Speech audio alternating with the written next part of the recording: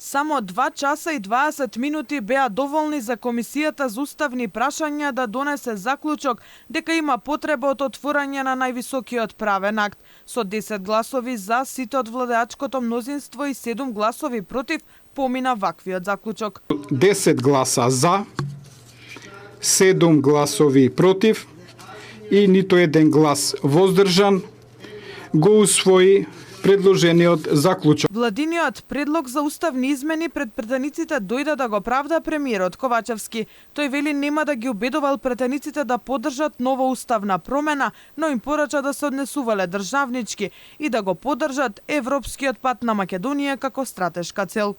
Немаше асимилација, немаше бугаризација, немаше ништо од тоа.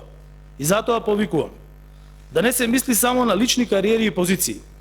Да не се плаши народот со измислени сценарија, да не се сонуваат некои минати времења и да се предизвикуваат нови несреќи како претходно, туку заради државата разумно, одговорно и совесно да се делува. Сите опозицијски пратеници од коалицијата на ВМРО ДПМН вкупно 7 на број гласаа против. Уште еднаш порачаа не за уставни измени по бугарски диктат. Истите овие ликови не убедуваат дека Македонија ги има затворено сите политички прашања со своите соседи.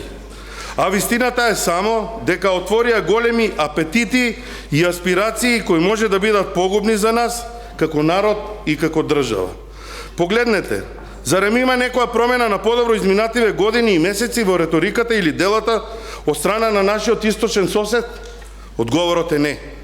Гледаме само нови и нови омаловажувања, негации и барања за измени на учебници, историски настани и наративи. Од претеничката група на СДСМ пак само ги повторија ставовите искажани од премиерот.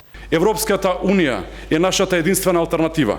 Токму затоа уставните измени се чекор напред во европскиот пат, со што членството во НАТО ќе оствариме и втората стратешка цел, полноправно членство во Европската Унија до 2030 година.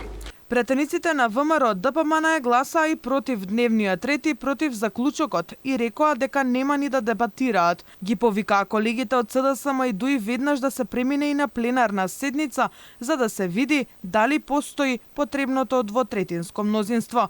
Сепак, иако комисиската расправа заврши експресно, главната седница е закажана дури за 18 август, кога власта треба да покаже дали го има двотретинското мнозинство за да се изгласа потребата од отворање на уставот.